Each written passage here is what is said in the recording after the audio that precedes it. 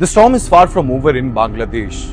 Crude bombs shattered the silence in Dhaka. Buses burned on highways and the protesters are on street once again.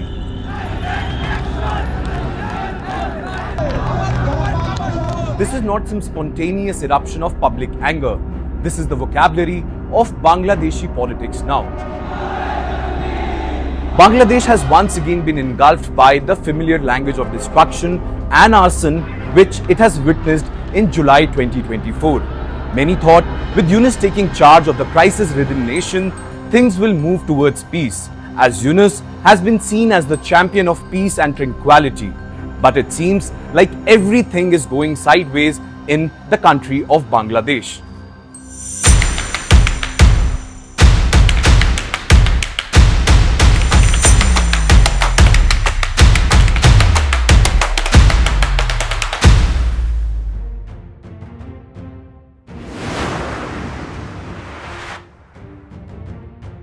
As Bangladesh's International Crimes Tribunal sentenced former Prime Minister Sheikh Hasina to death for crimes against humanity, the nation braces for yet another cycle of violence that has become a routine in the country of Bangladesh.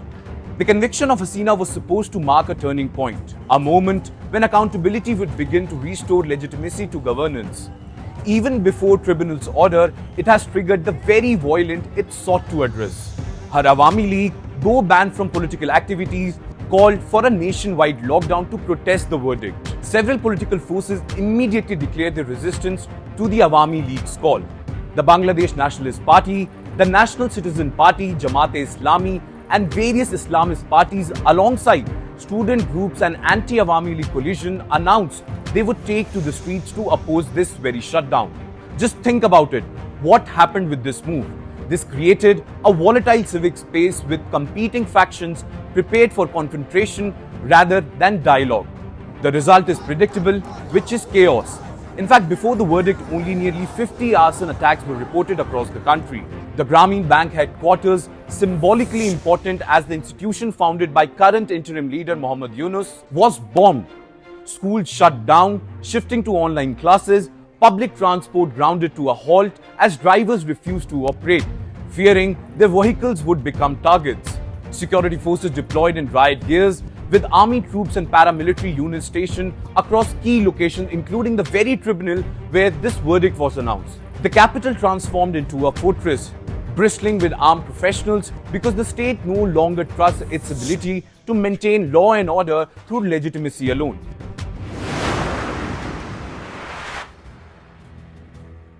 What makes this violence particularly dangerous is not its intensity, but its normalization. Violence has become the language through which political actors now negotiate power in Bangladesh, a brutal dialect spoken across the entire political spectrum, be it any political party. For example, when the BNP demanded early elections, when Jamaat pushes for constitutional reforms through the July Charter, when the Awami League protested its exclusion from politics, none of these positions were primarily debated through argument or institutional process. Well, they were negotiated through the implicit or explicit threat of violence. Well, it clearly means that the moral foundations of political authority have been weakened beyond repair in Bangladesh. When political parties cannot persuade, they burn.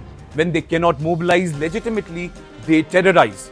The violence which unfolded and is unfolding in many parts of Bangladesh, it is not simply a failure of security apparatus or law enforcement capacity.